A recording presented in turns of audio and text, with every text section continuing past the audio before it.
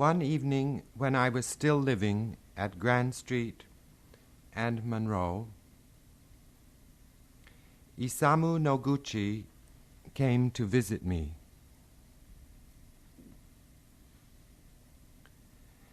There was nothing in the room, no furniture, no paintings. The floor was covered, wall to wall, with cocoa matting. The windows had no curtains, no drapes. Isamu Noguchi said, "An old shoe would look beautiful in this room." You probably know the one about the two monks, but I'll tell it anyway. They were walking along one day when they came to a stream where a young lady was waiting, hoping that someone would help her across. Without hesitating, one of the monks picked her up and carried her across, putting her down safely on the other side. The two monks continued walking along, and after some time the second one, unable to restrain himself, said to the first, "You know we're not allowed to touch women. Why did you carry that woman across the stream?" The first monk replied, "Put her down. I did 2 hours ago."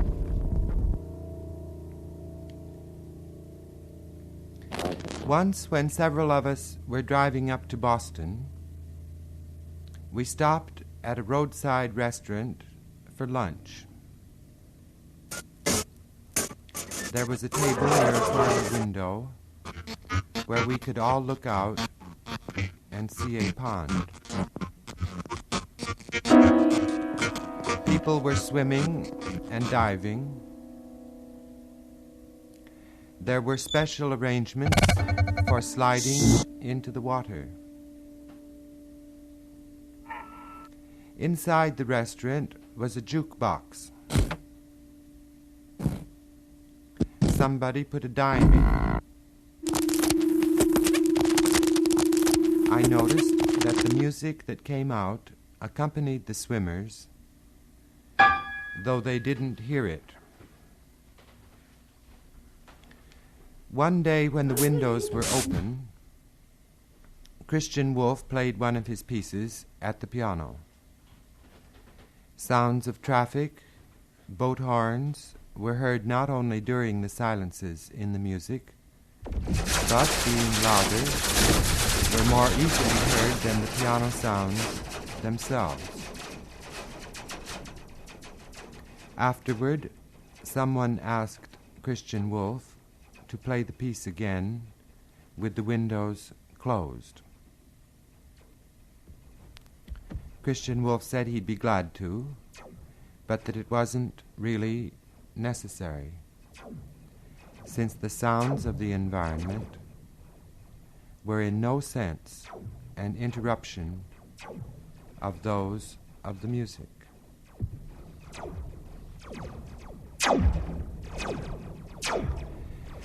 One evening I was walking along Hollywood Boulevard, nothing much to do. I stopped and looked in the window of a stationery shop.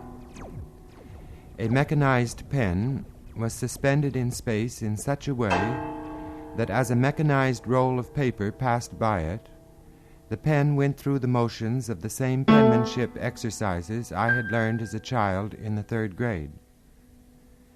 Centrally placed in the window was an advertisement explaining the mechanical reasons for the perfection of the operation of the suspended mechanical pen. I was fascinated, for everything was going wrong. The pen was tearing the paper to shreds and spattering ink all over the window and on the advertisement, which nevertheless remained legible.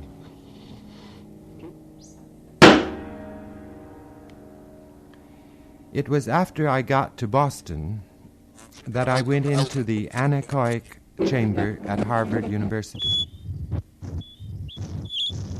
Anybody who knows me knows this story. I am constantly telling it. Anyway, in that silent room, I heard two sounds, one high and one low. Afterward, I asked the engineer in charge why, if the room was so silent, I had heard two sounds. He said, "Describe them." I did. He said, "The high one was your nervous system in operation. The low one was your blood in circulation."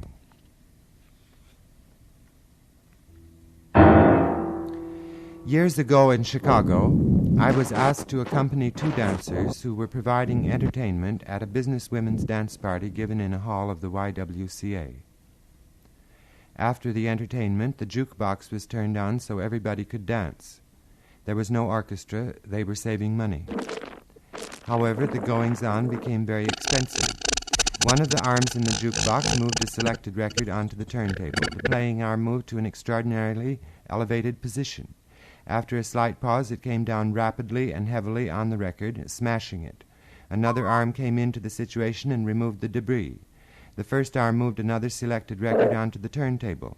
The playing arm moved up again, paused, came down quickly, smashing the record. The debris was removed by the third arm, and so on.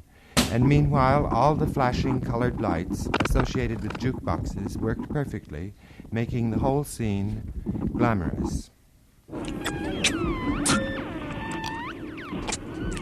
After he finished translating into German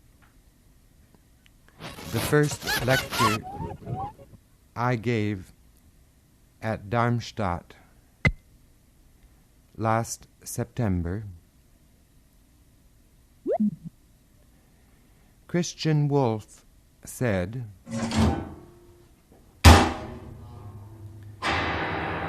"The stories at the end are very good.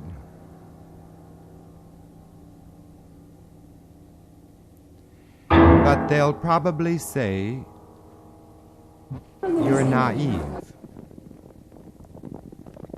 I do hope you can explode that idea." Down in Greensboro, North Carolina, David Tudor and I gave an interesting program. We played 5 pieces 3 times each. They were the Klavierstück 11 by Karl-Heinz Stockhausen, Christian Wolff's Duo for pianists, Morton Feldman's Intermission No. 6, Earl Brown's 4 systems, and my variations. All of these pieces are composed in various ways that have in common indeterminacy of performance. Each performance is unique, as interesting to the composers and performers as to the audience. Everyone, in fact, becomes a listener. I explained all this to the audience before the musical program began. I pointed out that one is accustomed to thinking of a piece of music as an object suitable for understanding and subsequent evaluation, but that here the situation was quite other. These pieces, I said, are not objects, but processes, essentially purposeless. Naturally, then, I had to explain the purpose of having something purposeless. I said the sounds were just sounds, and that if they weren't just sounds, I was, of course, using the editorial we would do something about it in the next composition. I said that since the sounds are sounds, this gave people hearing them the chance to be people, centered within themselves where they actually are, not off artificially in the distance as they are accustomed to be, trying to figure out what is being said by some artist by means of sounds. Finally, I said that the purpose of this purposeless music would be achieved if people learned to listen, that when they listened, they might discover that they preferred the sounds of everyday life to the ones they were about to hear in the musical program, that was all right as far as I was concerned. However, to come back to my story, a girl in the college there came backstage afterward and told me that something marvelous had happened. I said, "What?" She said, "One of the music majors is thinking for the first time in her life." Then at dinner, it was an afternoon concert, the head of the music department told me that as he was leaving the concert hall, 3 of his students called, saying, "Come over here." He went over. "What is it?" he said. One of the girls said, "Listen." During that Greensboro concert, David Tudor and I got a little mixed up.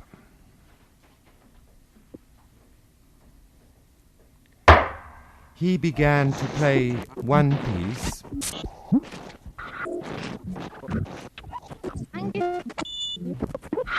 and I began to play a completely different one. I stopped, since he is the pianist, he is,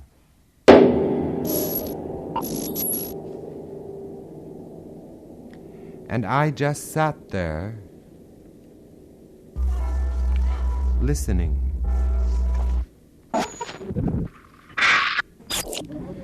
When I told David Tudor that this talk on indeterminacy was nothing but a series of stories, he said, "Don't fail to put in some benedictions." I said, "What in heaven's name do you mean by benedictions?" "Blessings," he said. "What blessings?" I said. "God bless you, everyone."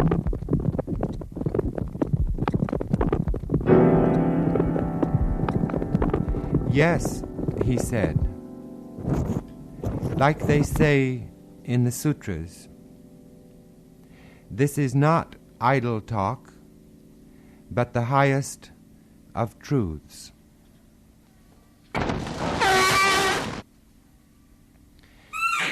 There was an American man from Seattle who went to Japan to buy screens. He went to a monastery where he had heard there were very special ones and managed to get an interview with the abbot, who, however, didn't say a word during the entire time they were together. Through an interpreter, the American made known his desires, but received no comment of any kind from the abbot. However, very early the next morning, he received a telephone call from the abbot himself, who turned out to speak perfect English, and who said that the American could not only have the screen he wanted for a certain price, but that furthermore the monastery possessed an old iron gate that he could also purchase. The American said, "But what on earth would I do with an old iron gate?" "I'm sure you could sell it to a star in Hollywood," the abbot replied. We've now played the winter music quite a number of times. I haven't kept count. When we first played it, the silences seemed very long, and the sounds seemed really separated in space, not obstructing one another. In Stockholm, however, when we played it at the opera as an interlude in the dance program given by Merce Cunningham and Carolyn Brown early last October, I noticed that it had become melodic. Christian Wolff prophesied this to me years ago. He said, we were walking along 17th Street talking.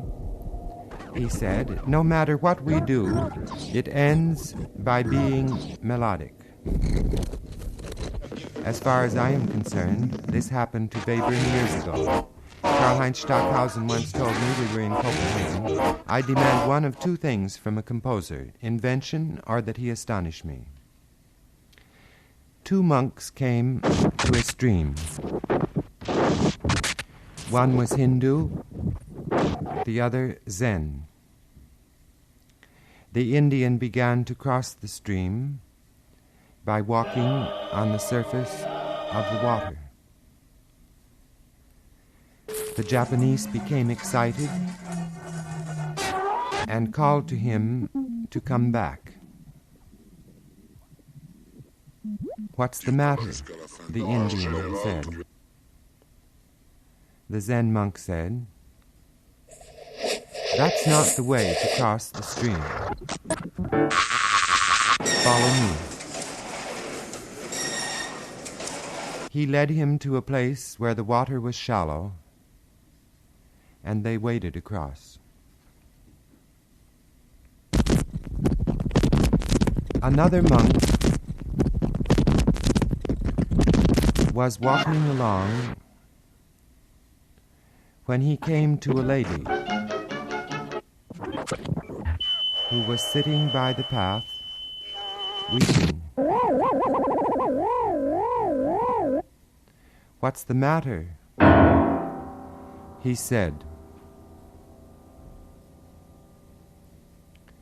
She said, sobbing, "I have lost my only child."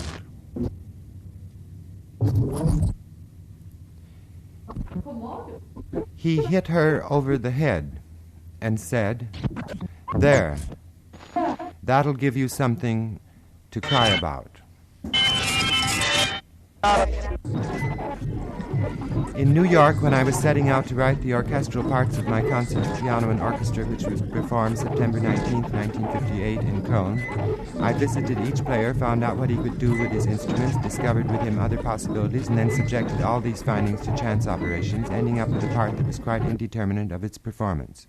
After a general rehearsal during which the musicians heard the result of their several actions, some of them, not all, introduced in the actual performance sounds of a nature not found in my notations, characterized for the most part by their intentions, which had become foolish and unprofessional. In Cologne, hoping to avoid this unfortunate state of affairs, I worked with each musician individually, and the general rehearsal was silent. I should let you know that the conductor has no score but has only his own part, so that though he affects the other performers, he does not control them. Well, anyway, the result was, in some cases, just as unprofessional in Cologne as in New York. I must find a way to let people be free without their becoming foolish, so that their freedom will make them noble. How will I do this? That is the question.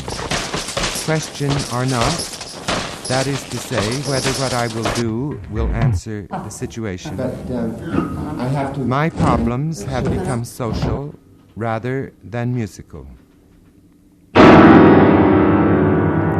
Was that what Sri Ramakrishna meant when he said to the disciple who asked him whether he should give up music and follow him? By no means. Remain a musician.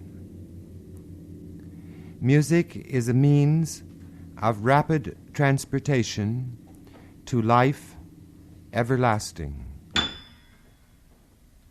And in a lecture I gave at Illinois, I added, to life, period. People are always saying that the East is the East, and the West is the West, and you have to keep from mixing them up. When I first began to study Oriental philosophy, I also worried about whether it was mine to study. I don't worry any more about that. At Darmstadt, I was talking about the reason back of pulverization and fragmentation. For instance, using syllables instead of words in a vocal text, letters instead of syllables. I said, we take things apart in order that they may become the Buddha.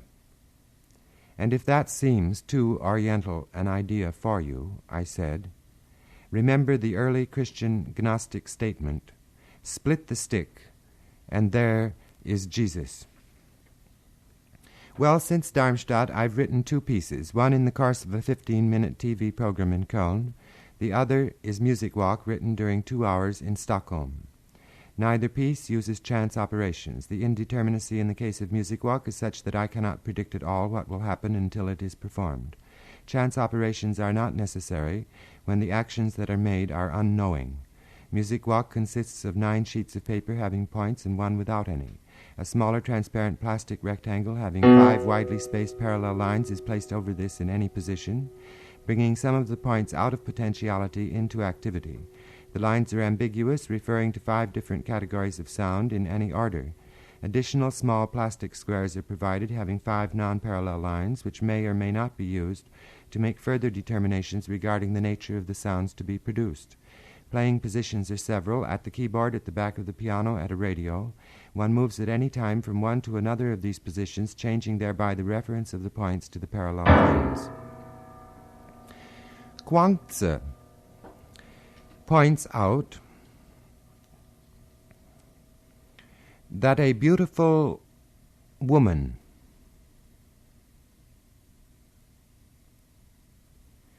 who gives pleasure to men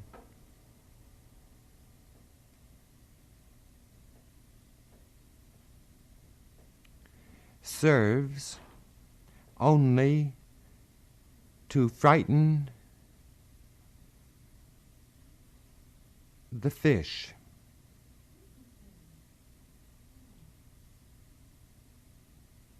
When she jumps in the water.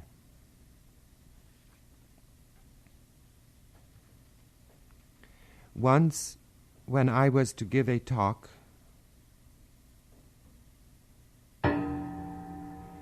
at Columbia Teachers College,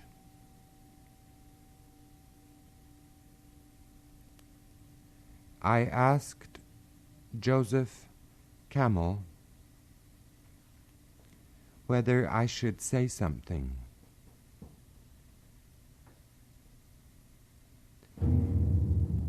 I forget now what it was I was thinking of saying.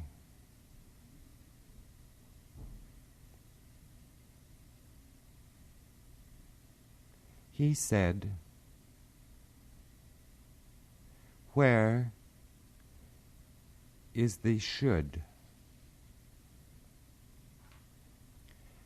When I got the letter from Jack Aarons asking me to again lecture here at the Teachers College, I wrote back and said I'd be glad to, that all he had to do was let me know the date.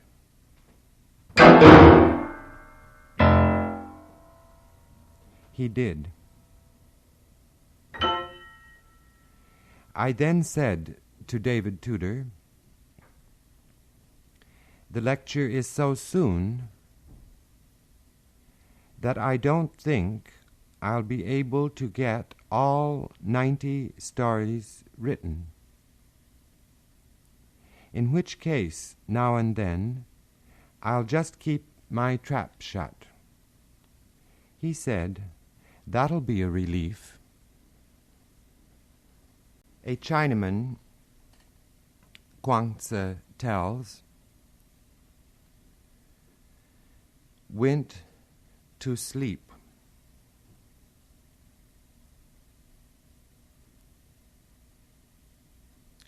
and dreamt he was a butterfly.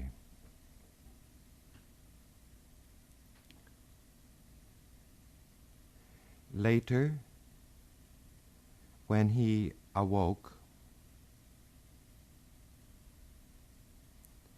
he asked himself,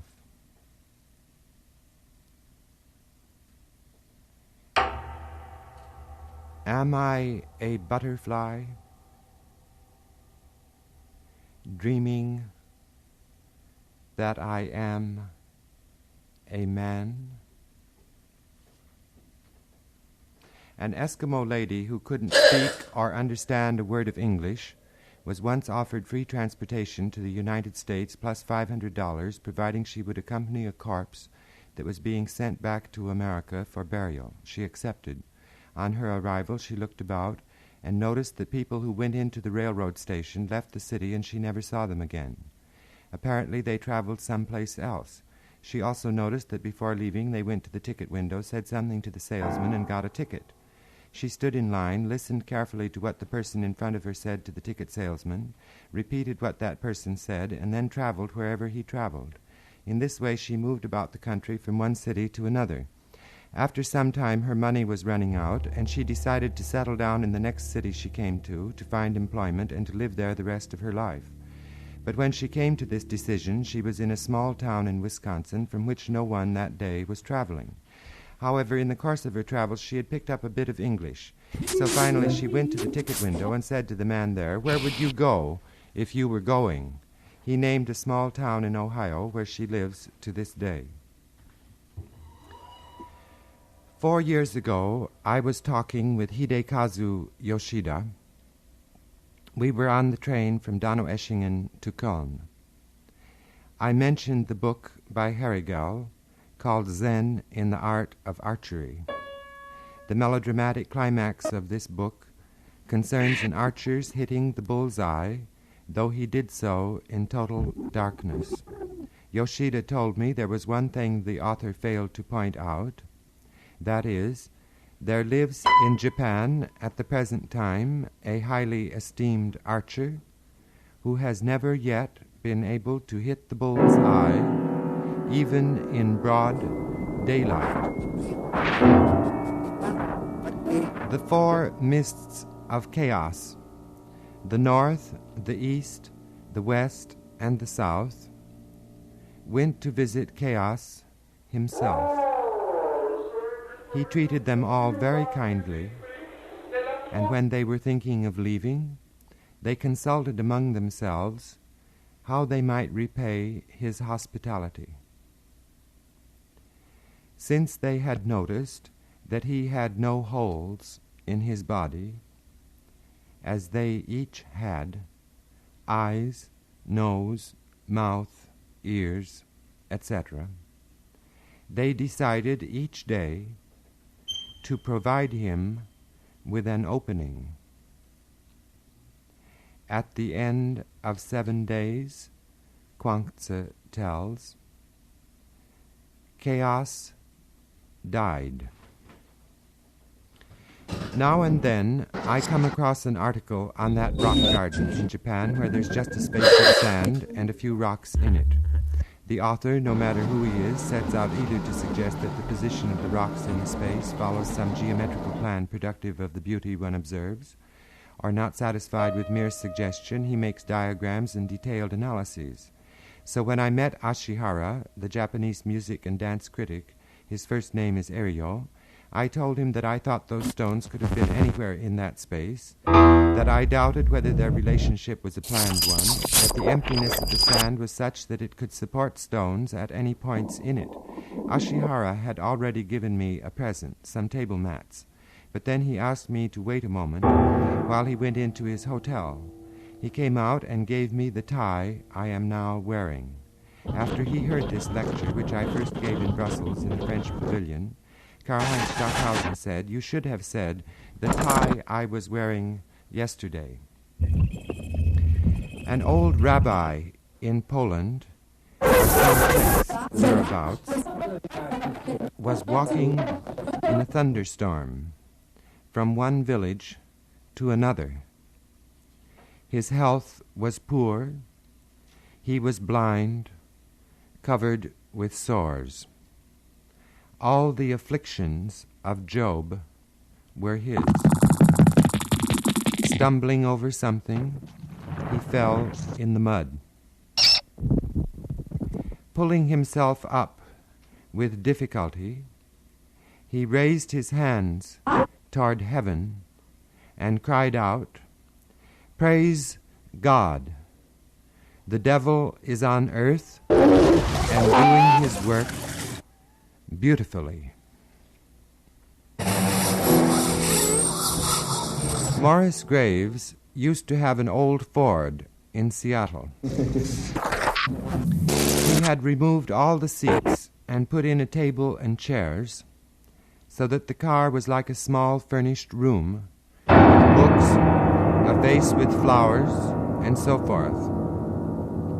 One day he drove up to a luncheonette, parked, opened the door on the street side, unrolled a red carpet across the sidewalk. Then he walked on the carpet, went in, and ordered a hamburger. Meanwhile, a crowd gathered. expecting something strange to happen. However, all Graves did was eat the hamburger, pay his bill, get back in the car, roll up the carpet, and drive off.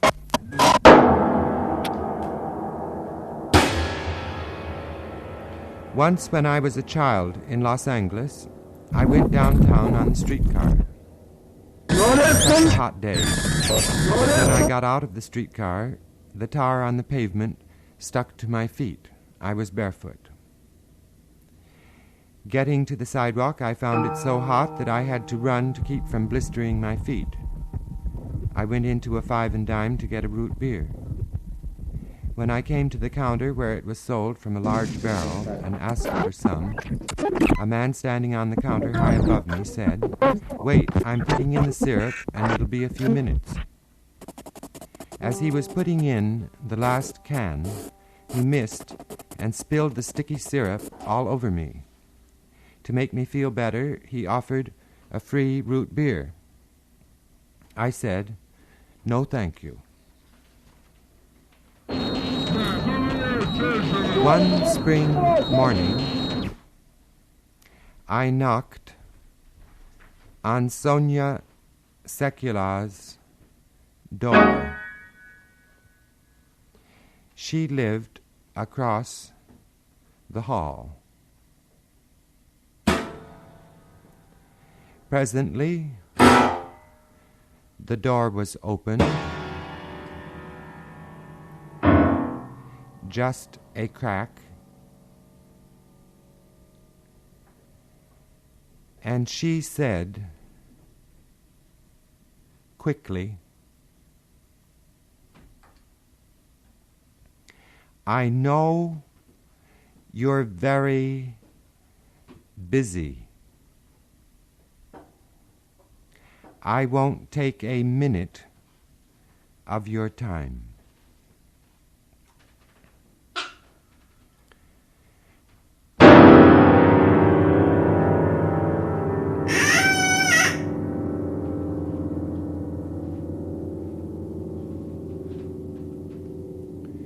When Sri Ramakrishna was asked, "Why, if God is good, is there evil in the world?" he replied,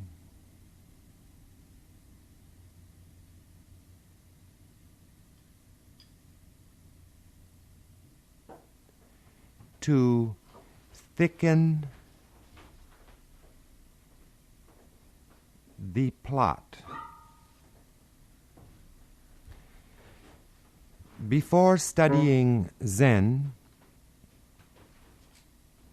men are men and mountains are mountains.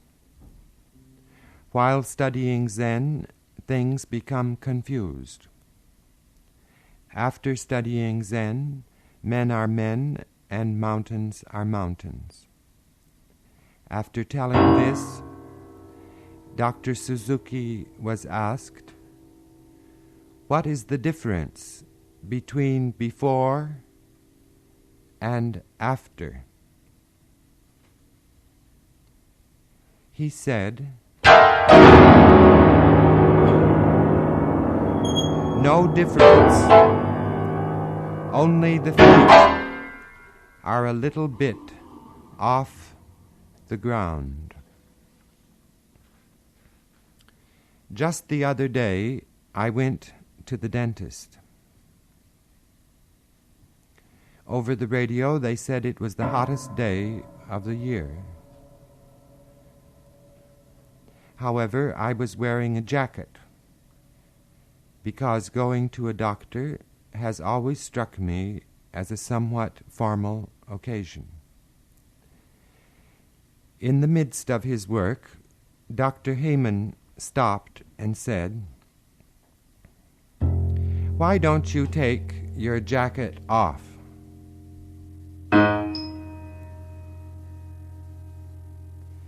I said, "I have a hole in my shirt, and that's why I have my jacket on." He said, "Well, I have a hole in my sock, and if you like, I'll take my shoes off."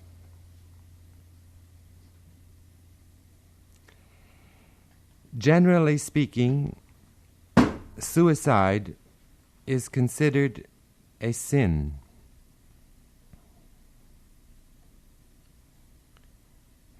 So all the disciples were very interested to hear what Ramakrishna would say about the fact that a 4-year-old child had just then committed suicide.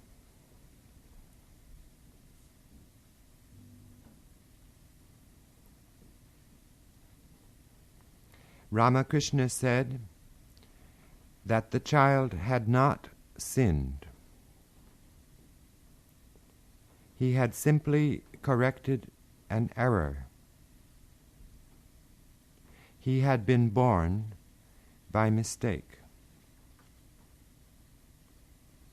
It was a Wednesday. I was in the 6th grade.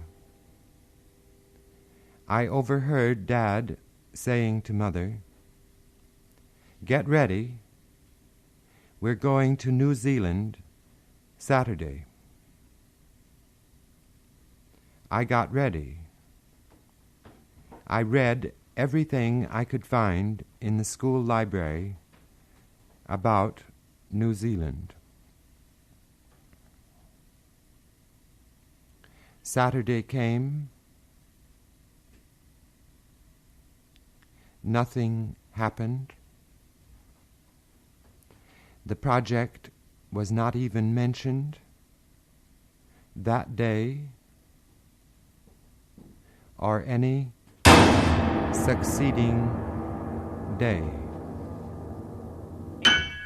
An Indian lady invited me to dinner and said Dr. Suzuki would be there. He was. Before dinner, I mentioned Gertrude Stein. Dr. Suzuki had never heard of her. I described aspects of her work which he said sounded very interesting. Stimulated, I mentioned James Joyce, whose name was also new to him. At dinner, he was unable to eat the curries that were offered, so a few uncooked vegetables and fruits were brought, which he enjoyed. After dinner, the talk turned to metaphysical problems, and there were many questions, for the hostess was a follower of a certain Indian yogi, and her guests were more or less equally divided between allegiance to Indian thought and to Japanese thought. About 11 o'clock we were out on the street walking along, and an American lady said to Dr. Suzuki, "How is it, Dr. Suzuki? We spend the evening asking you questions and nothing is decided." Dr. Suzuki smiled and said, "That's why I love philosophy. No one wins." 2 wooden boxes containing Indian spices and foodstuffs arrived from India. One was for David Tudor, the other for me. Each of us found on opening his box that the contents were all mixed up. The lids of plastic containers of spices had somehow come off. Plastic bags for dried beans and palm sugar had ripped open. The tin lids of cans of chili powder had come off. All of these things were mixed together, and with the excelsior which had been put in the box to keep the containers in position. I put my box in a corner and simply tried to forget about it. David Tudor, on the other hand, set to work, assembling bowls of various sizes, sieves of about 11 various sized screens, a pair of tweezers and a small knife. He began a process which lasted 3 days, at the end of which time each spice was separated from each other, each kind of bean from each other, and the palm sugar lumps had been scraped free of spice, and excavations in them had removed embedded beans. He then called me up to say, "Whenever you want to get at that box of spices you have, let me know. I'll help you." During my last year in high school, I found out about the liberal Catholic Church. It was in a beautiful spot in the Hollywood Hills. The ritual was an anthology of the most theatrical bits and pieces found in the principal rituals, Occidental and Oriental. There were clouds of incense, candles galore, processions in and around the church. I was fascinated, and though I had been raised in a Methodist Episcopal church and had had thoughts of going into the ministry, I decided to join the liberal Catholics. Mother and Dad objected strenuously. Ultimately, when I told them of my intention to become an acolyte active in the Mass, They said, well, make up your mind, it's us or the church.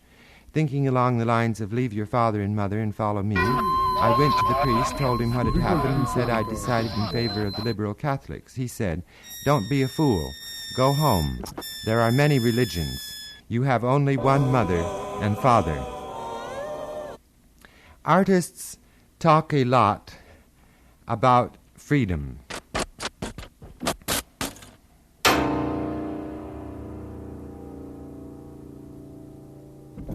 So, recalling the expression free as a bird, Martin Feldman went to a park one day and spent some time watching our feathered friends. When he came back, he said, you know, they're not free. They're fighting over bits of food.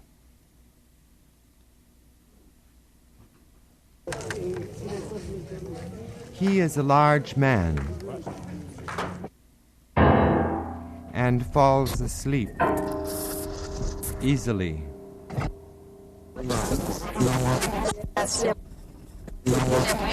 One evening, driving back from Poughkeepsie,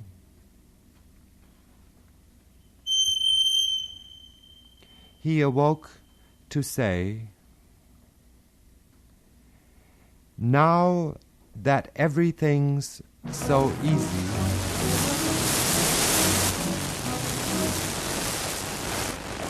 there's so much to do. Then he went back to sleep.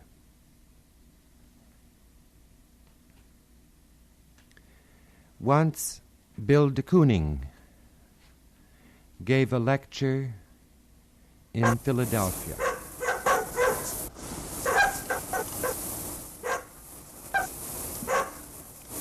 Afterward, he was asked, what painters of the past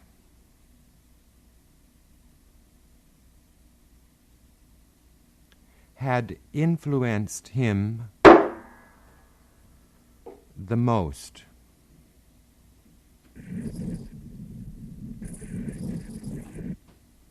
He said, the past does not influence me. I influence it. During a counterpoint class at UCLA, Schoenberg sent everybody to the blackboard. We were to solve a particular problem he had given and to turn around when finished so that he could check on the correctness of the solution. I did as directed.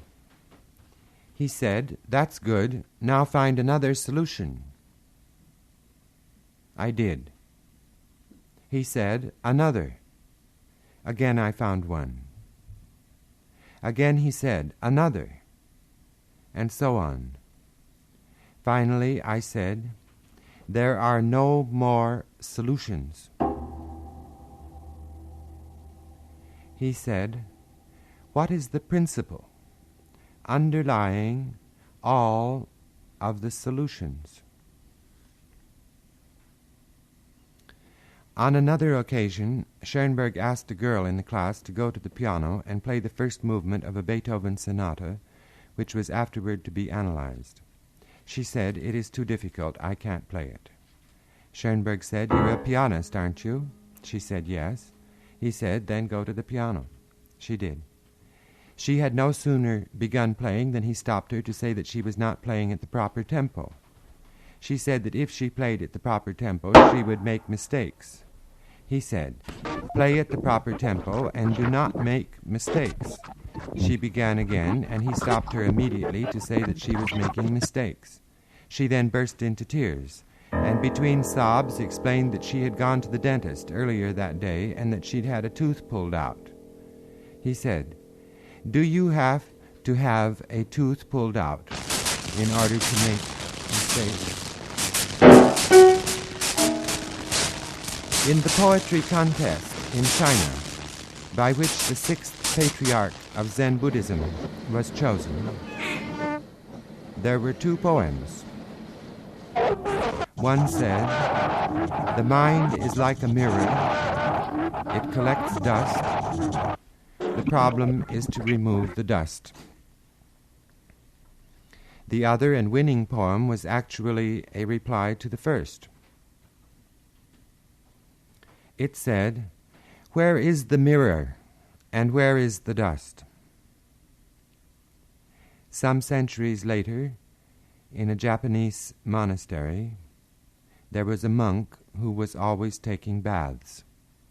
A younger monk came up to him and said, "Why, if there is no dust, are you always taking baths?" The older monk replied, "Just a dip, no why." This summer I'm going to give a class in mushroom identification at the New School for Social Research. Actually, it's 5 field trips, not really a class at all.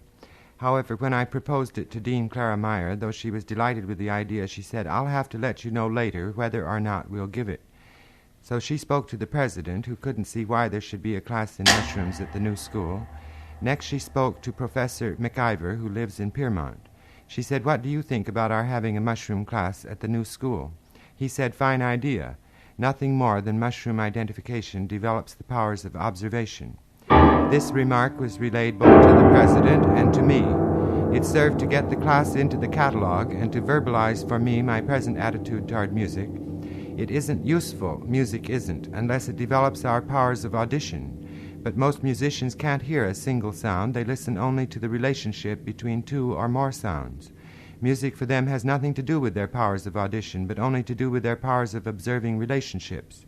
In order to do this, they have to ignore all the crying babies, fire engines, telephone bells, coughs that happen to occur during their auditions. Actually, if you run into people who are really interested in hearing sounds, you're apt to find them fascinated by the quiet ones. "Did you hear that?" they will say. In 1954, when I went to Europe, I no sooner arrived in Paris than I noticed that the city was covered with posters publicizing a mushroom exhibition that was being held in the Botanical Gardens. That was all I needed. Off I went. When I arrived, I found myself in a large room filled with many tables upon which were displayed many species of fungi.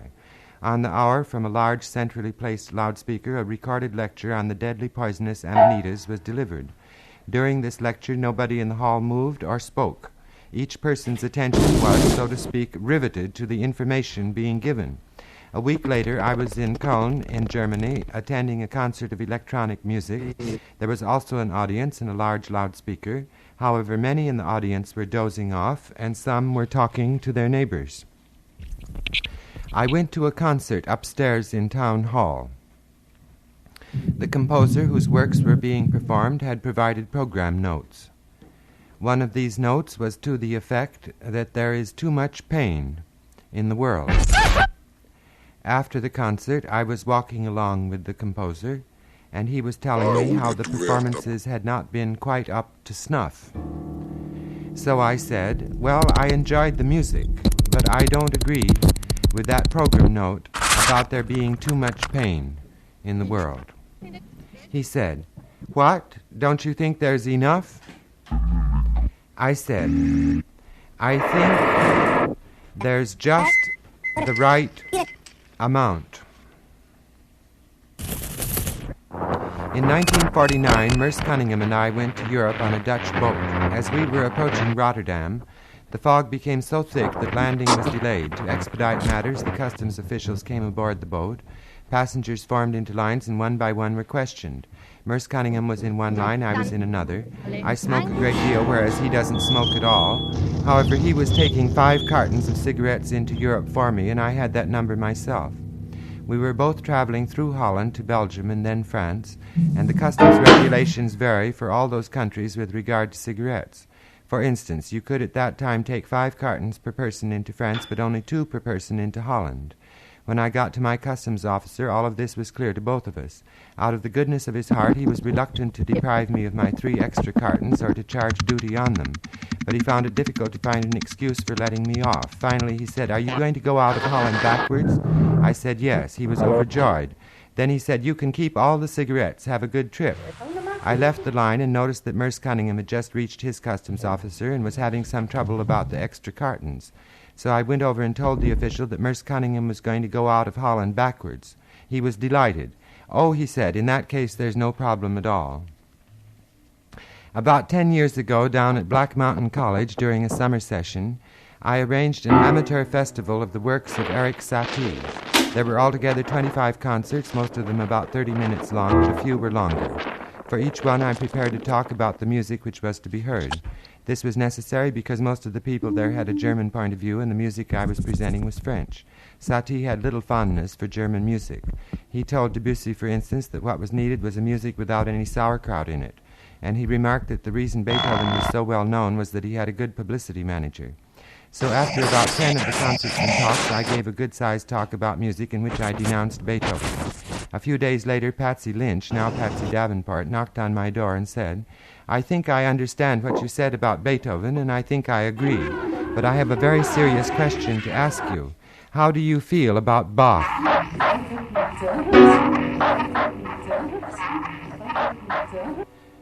One day, I asked Schoenberg what he thought about the international situation.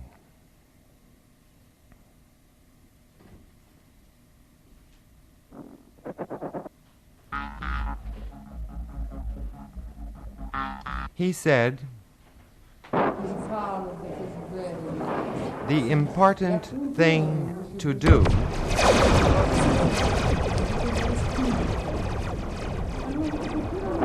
is to develop foreign trade." One day while I was composing, the telephone rang. A lady's voice said, "Is this John Cage, the percussion composer?" I said yes. She said, "This is the J. Walter Thompson Company."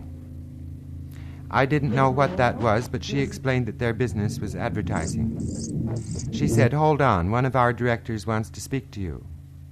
During a pause, my mind went back to my composition. Then suddenly a man's voice said, "Mr. Cage, are you willing to prostitute your art?" I said yes. He said, "Well, bring us some samples Friday at 2. I did. After hearing a few recordings, one of the directors said to me, "Wait a minute." Then 7 directors formed what looked like a football huddle. From this, one of them finally emerged, came over to me and said, "You're too good for us. We're going to save you for Robinson Crusoe."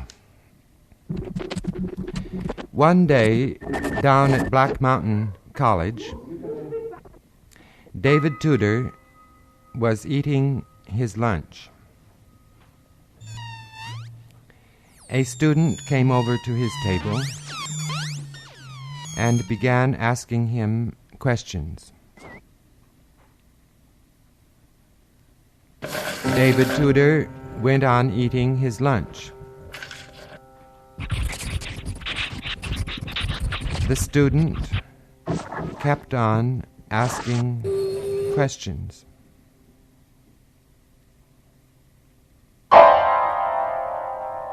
Finally, David Tudor looked at him and said,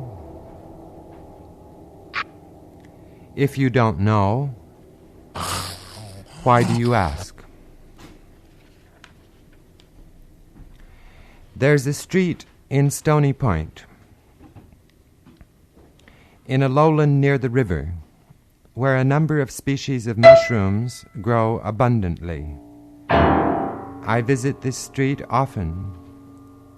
A few years ago in May, I found the morel there, a choice mushroom which is rare around Rockland County.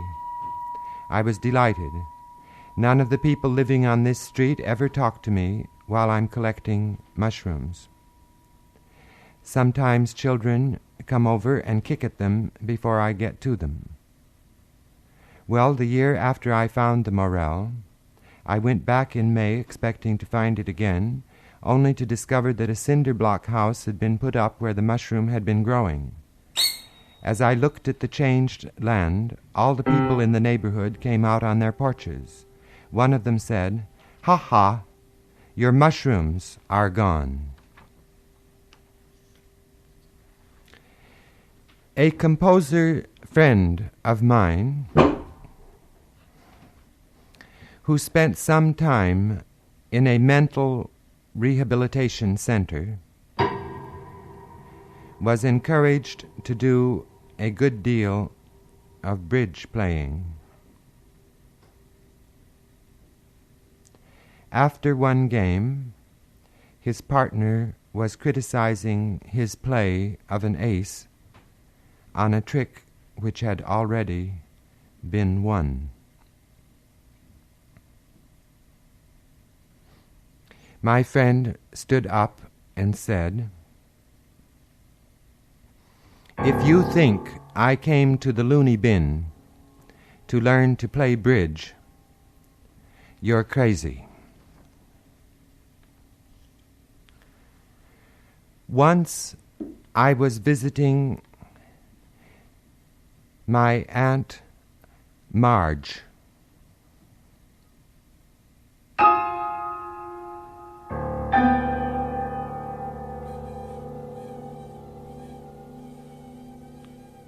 She was doing her laundry.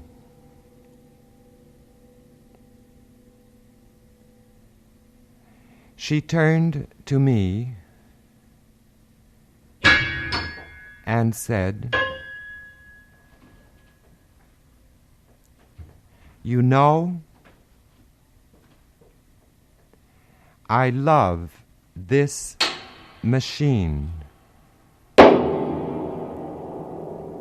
much more than I do your Uncle Walter."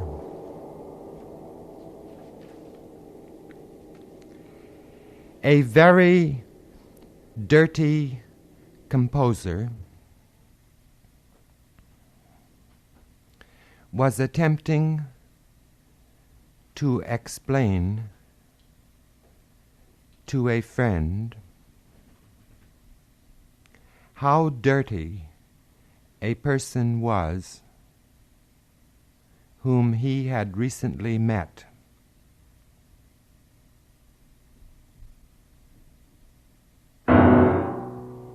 He said,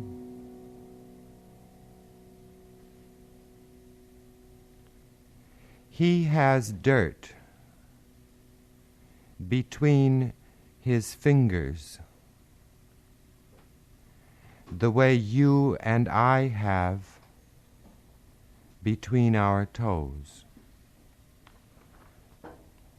Earl Brown and I spent several months splicing magnetic tape together. We sat on opposite sides of the same table. Each of us had a pattern of the splicing to be done, the measurements to be made, etc. Since we were working on tapes that were later to be synchronized, we checked our measurements every now and then against each other. We invariably discovered errors in each other's measurements. At first, each of us thought the other was being careless. When the whole situation became somewhat exasperating, we took a single ruler and a single tape, and each one marked where he thought an inch was. The two marks were at different points. It turned out that Earl Brown closed one eye when he made his measurements, whereas I kept both eyes open. We then tried closing one of my eyes and later opening both of his. There still was disagreement as to the length of an inch. Finally, we decided that one person should do all the final synchronizing splices, but then errors crept in due to changes in weather. In spite of these obstacles, we went on doing what we were doing for about 5 more months, 12 hours a day, until the work was finished. I enrolled in a class in mushroom identification. The teacher was a PhD and the editor of a publication on mycology. One day he picked up a mushroom, gave a good deal of information about it, mainly historical, and finally named the plant as Pluteus cervinus, edible. I was certain that that plant was not Pluteus cervinus. Due to the attachment of its gills to the stem, it seemed to me to be an entoloma and therefore very possibly seriously poisonous. I thought, what shall I do? Point out the teacher's error, or, following school etiquette, saying nothing, let other members of the class possibly poison themselves? I decided to speak. I said, I doubt whether that mushroom is Pluteus cervinus. I think it's an entoloma. The teacher said, well, we'll key it out. This was done, and it turned out that I was right. The plant was Entoloma grayanum, a poisonous mushroom. The teacher came over to me and said, if you know so much about mushrooms, why do you take this class? I said, I take this class because there's so much about mushrooms I don't know. Then I said, by the way, how is it that you didn't recognize that plant? He said, well, I specialize in the jelly fungi. I just give the fleshy fungi a whirl. An Irish hero whose mother had died was required by his mother-in-law to set out on a journey to an island beneath the sea and to bring back some golden apples he would find there. Should he fail to return within a year, he would lose his right to the throne, relinquishing it to one of his step-brothers. For his journey he was given a miserable shaggy nag. No sooner had he set out than the nag said, look in my ear, you will find a metal ball. Throw it on the path ahead of us, and we will follow it wherever it goes. Unhesitatingly, the prince did this, and so, proceeding by chance, they passed through many perilous situations. Finally, on the point of success, the horse said to the prince, now take your sword and slit my throat. The prince hesitated, but only for a moment. No sooner had he killed the horse than, lo and behold, it turned into a prince who, except for the acquiescence of the hero, would have had to remain a miserable shaggy nag.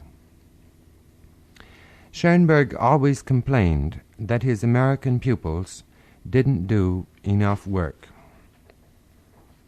There was one girl in the class, in particular, who, it is true, did almost no work at all. He asked her one day why she didn't accomplish more. She said, I don't have any time. He said, how many hours are there in the day? She said, 24. He said, nonsense. There are as many hours in a day as you put into it. David Tudor and I went up to New Haven to do a television class for the New Haven State Teachers College. That college specializes in teaching by means of television. What they do is to make a tape, audio and visual, and then broadcast it at a later date early in the morning. In the course of my talking, I said something about the purpose of purposelessness. Afterward, one of the teachers said to the head of the music department, how are you going to explain that to the class next Tuesday? Anyway, we finished the TV business, drove back to the school, and I asked the teachers to recommend some second-hand bookstores in New Haven for David Tudor and me to visit. They did. A half hour later, when we walked into one of them, the book dealer said, Mr. Tudor, Mr. Cage? I said, yes. He said, you're to call the State Teachers College. I did. They said the television class we had recorded had not been recorded at all. Apparently someone forgot to turn something on. On the way back from New Haven, we were driving along the Housatonic. It was a beautiful day. We stopped to have dinner, but the restaurants at the river's edge turned out not to be restaurants at all, but dark, run-down bars with, curiously, no views of the river. So we drove on to Newtown, where we saw many cars parked around a restaurant that appeared to have a colonial atmosphere. I said, all those cars are a good sign. Let's eat there. When we got in, we were in a large dining room with very few other people eating. The waitress seemed slightly giddy. David Tudor ordered some ginger ale, and after quite a long time was served some Coca-Cola, which he refused. Later we both ordered parfaits. Mine was to be chocolate, his to be strawberry. As the waitress entered the kitchen, she shouted, 2 chocolate parfaits. When David Tudor explained to her later that he had ordered strawberry, she said they must have made some mistake in the kitchen. I said, there must be another dining room in this building with a lot of people eating in it. The waitress said, yes, it's downstairs, and there are only 2 of us for each floor, and we keep running back and forth. Then we had to go back to New Haven to do the TV class over again. This time on the way back it was a very hot and humid day. We stopped again in Newtown, but at a different place, and for some ice. There was a choice: raspberry, grape, lemon, orange, and pineapple. I took grape. It was refreshing. I asked the lady who served it whether she had made it. She said yes. I said, "Is it fresh fruit?" She said, "It's not fresh, but it's fruit."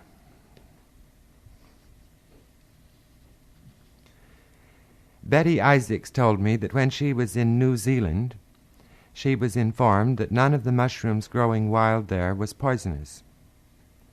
So one day when she noticed a hillside covered with fungi, she gathered a lot and made catsup.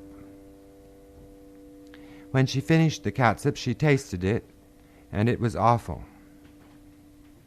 Nevertheless, she bottled it and put it up on a high shelf. A year later, she was house cleaning and discovered the catsup which she had forgotten about. She was on the point of throwing it away, but before doing this, she tasted it. It had changed color. Originally a dirty gray, it had become black. And, as she told me, it was divine, improving the flavor of whatever it touched. In 1952, I was asked to write a manifesto about new music. I wrote instantaneous and unpredictable. Then below I wrote, "Nothing is accomplished by writing a piece of music. Ditto for hearing a piece of music. Ditto for playing a piece of music." Then there was a bracket and the words, "Our ears are now in excellent condition." My signature followed, and that was all there was to it.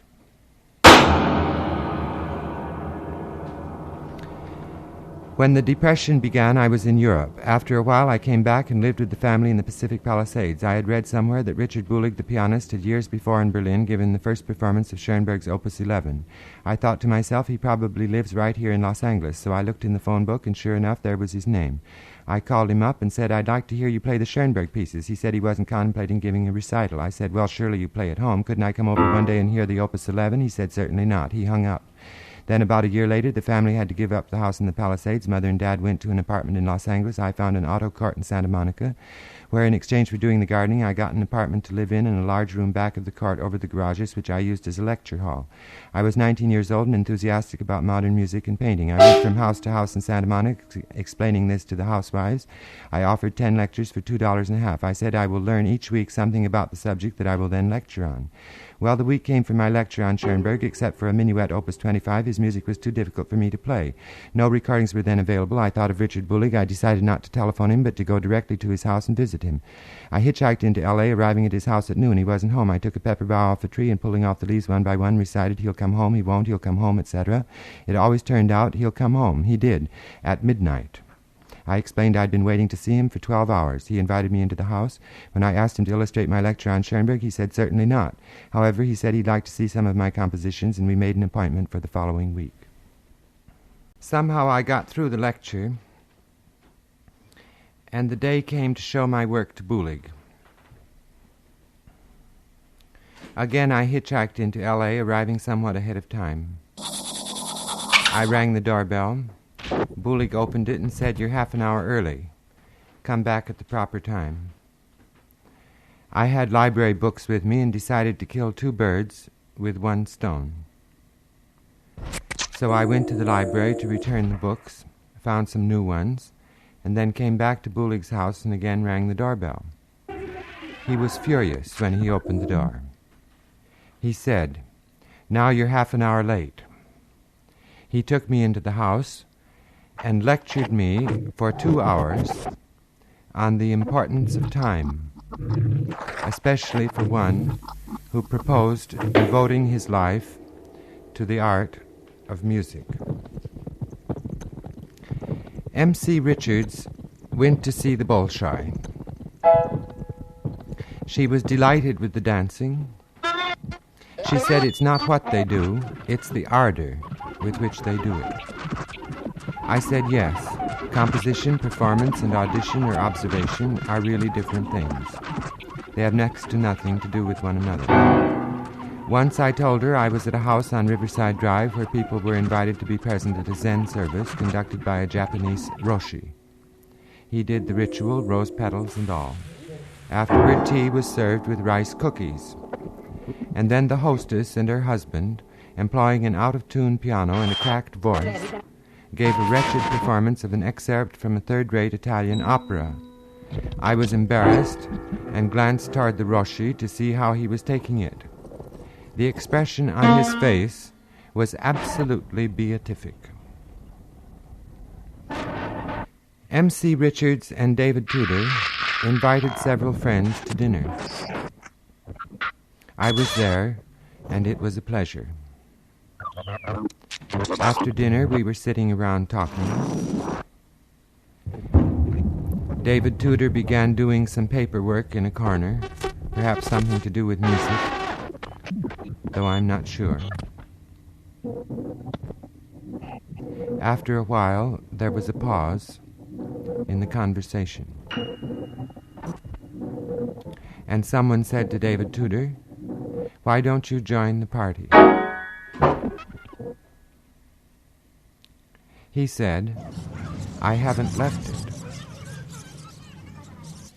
This is how I keep you entertained."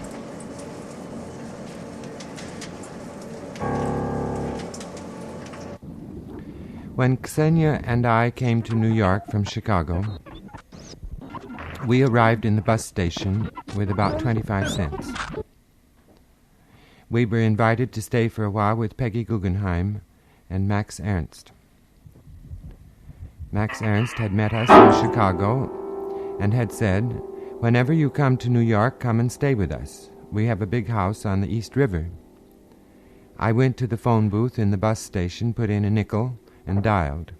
Max Ernst answered. He didn't recognize my voice. Finally he said, "Are you thirsty?" I said, "Yes." He said, "Well, come over tomorrow for cocktails." I went back to Ksenia and told her what had happened. She said, "Call him back. We have everything to gain and nothing to lose." I did. He said, "Oh, it's you. We've been waiting for you for weeks. Your room's ready. Come right over."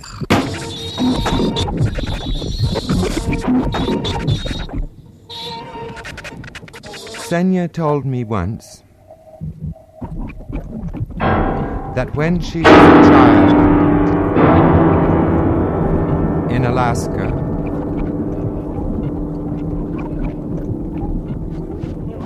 she and her friends had a club.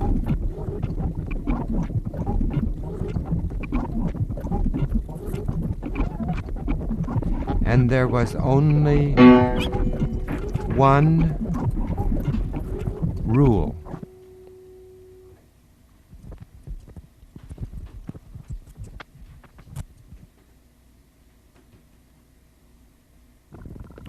No silliness.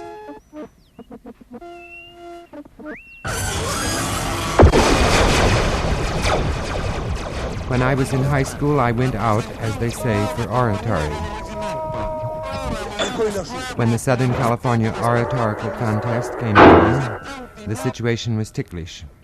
L.A. High had won the contest 2 years in succession. If we won the third year, the cup would stay in the school's possession forever. I was chosen to represent the school, and I passed through the sectional contests and came to the finals, which were held in the Hollywood Bowl before an audience of about 35 people. My coach, however, informed me the day before that my speech in its written form had gotten a very low grade from the judges, that in order to win in the finals, every single judge would have to give me first place. I decided that the situation was hopeless, and that the only thing to do was to forget about the contest and just say what I had to say. Apparently that's what happened. The cup still belongs to the school.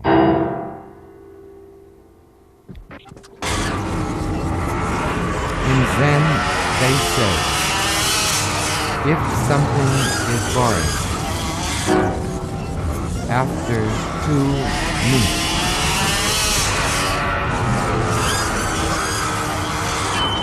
try it for 4. If still boring, try it for 8, 16, 32, and so on. Eventually one discovers that it's not boring at all, but very interesting. But at the new school once, I was substituting for Henry Cowell, teaching a class in Oriental music. I had told him I didn't know anything about the subject. He said, that's all right, just go where the records are, take one out, play it, and then discuss it with the class. Well, I took out the first record. It was an LP of a Buddhist service. It began with a short microtonal chant with sliding tones, and then soon settled down into a single loud, reiterated percussive beat. This noise continued relentlessly for about 15 minutes with no perceptible variation. A lady got up and screamed, and then yelled, "Take it off! I can't bear it any longer." I took it off. A man in the class then said angrily, "Why'd you take it off?" I was just getting interested. Once over in Amsterdam, a Dutch musician said to me,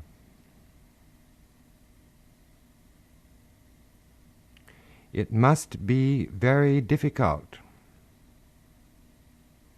for you in America to write music. You are so far away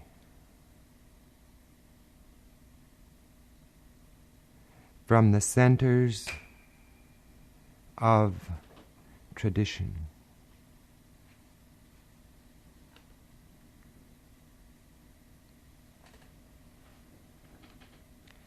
Now giving lecture on Japanese poetry. First giving very old Japanese poem, very classical. Oh, willow tree, why are you so sad? Willow tree, maybe baby. Now giving 19th century romantic Japanese poem. Oh, bird sitting on willow tree, why are you so sad, bird? Maybe baby. Now giving up to minute 20th century Japanese poem, very modern. Oh, stream flowing past willow tree, why are you so sad, stream? Baby? I was never psychoanalyzed. I'll tell you how it happened.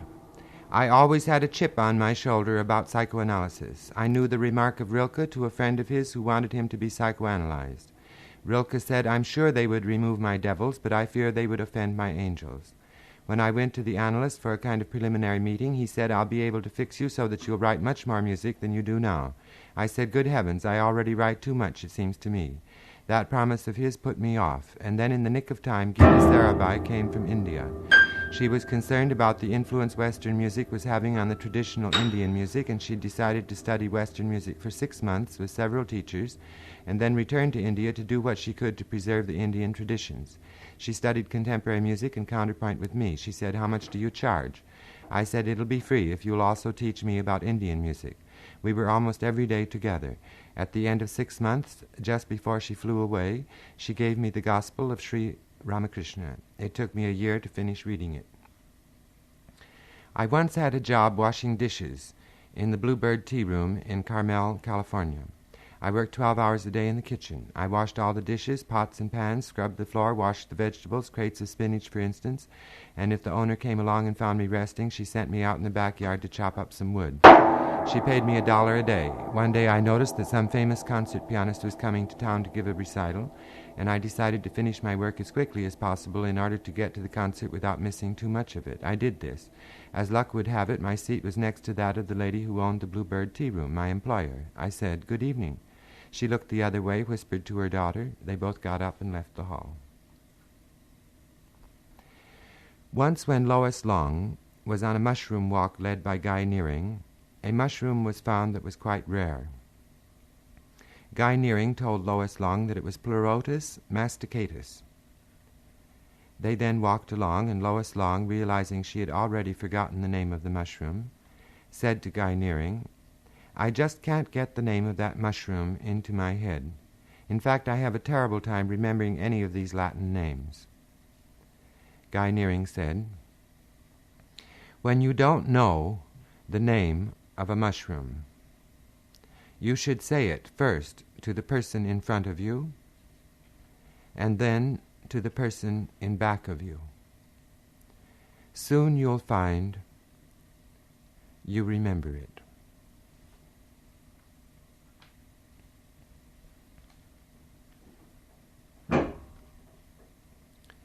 My grandmother was sometimes very deaf, and other times, particularly when someone was talking about her, not deaf at all.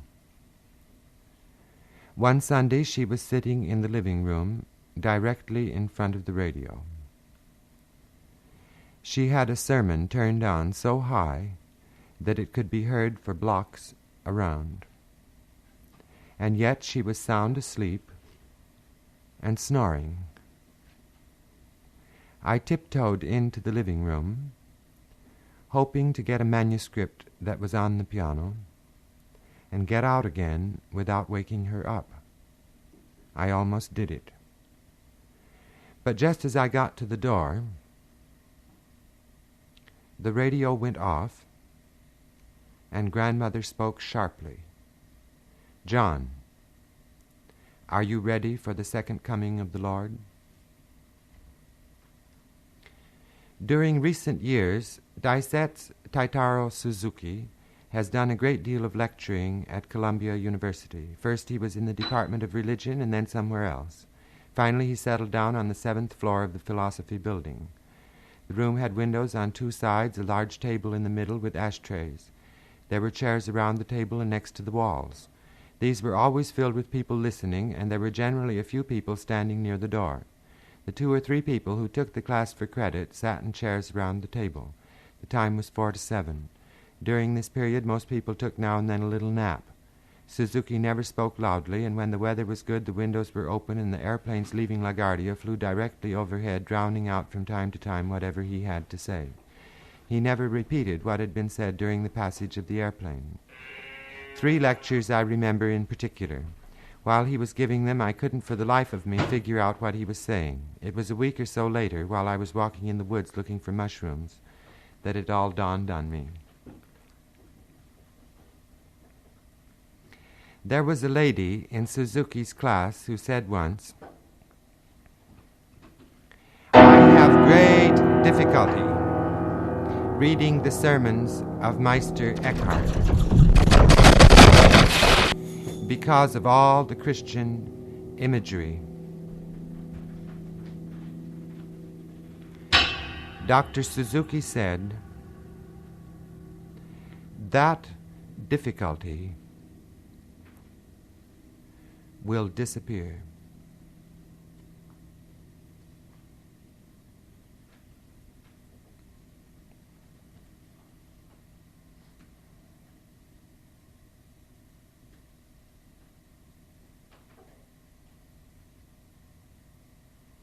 I was on an English boat going from Syracuse in Sicily to Tunis in North Africa. I had taken the cheapest passage, and it was a voyage of 2 nights and 1 day. We were no sooner out of the harbor than I found that in my class no food was served. I sent a note to the captain saying I'd like to change to another class. He sent a note back saying I could not change, and further asking whether I had been vaccinated. I wrote back that I had not been vaccinated and that I didn't intend to be. He wrote back that unless I was vaccinated I would not be permitted to disembark at Tunis. We had meanwhile gotten into a terrific storm. The waves were higher than the boat. It was impossible to walk on the deck. The correspondence between the captain and myself continued in deadlock. In my last note to him I stated my firm intention to get off his boat at the earliest opportunity and without being vaccinated. He then wrote back that I had been vaccinated, and to prove it he sent along a certificate with his signature. Morris Graves introduced Xenia and me to a miniature island in the Puget Sound at Deception Pass. To get there we traveled from Seattle about 75 miles north and west to Anacortes Island, then south to the pass where we parked. We walked along a rocky beach and then across a sandy stretch that was only passable at low tide to another island, continuing through some luxuriant woods up a hill where now and then we had views of the surrounding waters and distant islands, until finally we came to a small footbridge that led to our destination, an island no larger than, say, a modest home. This island was carpeted with flowers, and was so situated that all of Deception Pass was visible from it, just as though we were in the best seats of an intimate theater. While we were lying there on that bed of flowers, some other people came across the footbridge. One of them said to another, "You come all this way, and then when you get here, there's nothing to see." I took a number of mushrooms to the botanist, Guy Nearing, and asked him to name them for me. He did. On my way home, I began to doubt whether one particular mushroom was what he had called it. When I got home, I got out my books and came to the conclusion that Guy Nearing had made a mistake.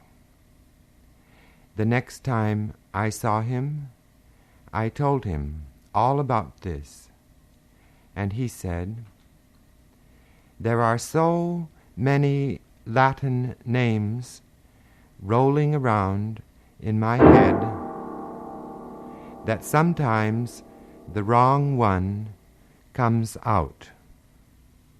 Cultivate in yourself a grand similarity with the chaos of the surrounding ether. Unloose your mind and set your spirit free. Be still as if you had no soul. Those words come toward the end of one of Chuang-Tzu's stories, which, if I were asked, I would say is my favorite. The mists of chaos had spent much trouble trying to come in contact with chaos himself. When he finally succeeded, he found chaos hopping about like a bird and slapping his buttocks. He phrased his question, which concerned the nature of ultimate reality. Chaos simply went on hopping and slapping his buttocks and said, "I don't know, I don't know." On a second occasion, the mists of chaos had at first just as little satisfaction, but on pressing chaos, received the advice I quoted. In gratitude, he bowed ceremoniously, spoke respectfully, and took his leave. One of Suzuki's books ends with the poetic text of a Japanese monk describing his attainment of enlightenment. The final poem says, "Now that I'm enlightened, I'm just as miserable as ever."